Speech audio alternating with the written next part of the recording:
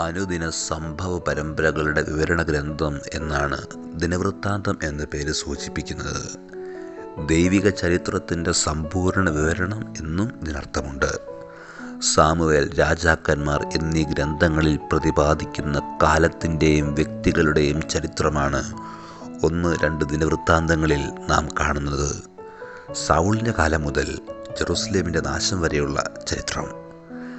രാജാക്കന്മാരുടെ പുസ്തകങ്ങൾ യൂദ, ഇസ്രായേൽ രാജ്യങ്ങളെയും രാജാക്കന്മാരെയും തുല്യ പ്രാധാന്യത്തോടെ അവതരിപ്പിക്കുമ്പോൾ ദിനവൃത്താന്തം യൂദ രാജാക്കന്മാർക്ക് മാത്രമാണ് ഊന്നൽ നൽകുന്നത്.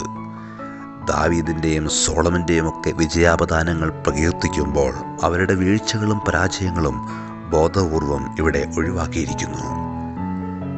യാഹ്വയുടെ ഔന്നത്യവും ശക്തിയും അതുല്യതയുമാണ് ദിനവൃത്താന്ത പുസ്തകത്തിൻ്റെ കേന്ദ്ര വിഷയങ്ങൾ. സ്വർഗ്ഗത്തിലും ഭൂമിയിലുമുള്ള സകലതും അവിടുത്തേതാണ്. ചരിത്രത്തെ നിയന്ത്രിക്കുന്നവനായ യാഹ്വയാണ് അടിമത്തത്തിൽ നിന്ന് വിമോചിപ്പിച്ച് ഇസ്രായേലിനെ കാനാൻ ദേശത്തേക്ക് നയിച്ചത്.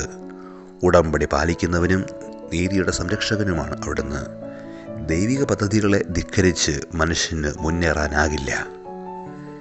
ദിനവൃത്താന്തങ്ങളിൽ ദേവാലയത്തിന് ഏറെ പ്രാധാന്യമുണ്ട്. ആരാധനയ്ക്ക് അർഹനായ ദൈവത്തെ കണ്ടുമുട്ടാനും ആരാധിക്കാനുമുള്ള വേദിയാണ് ദേവാലയം.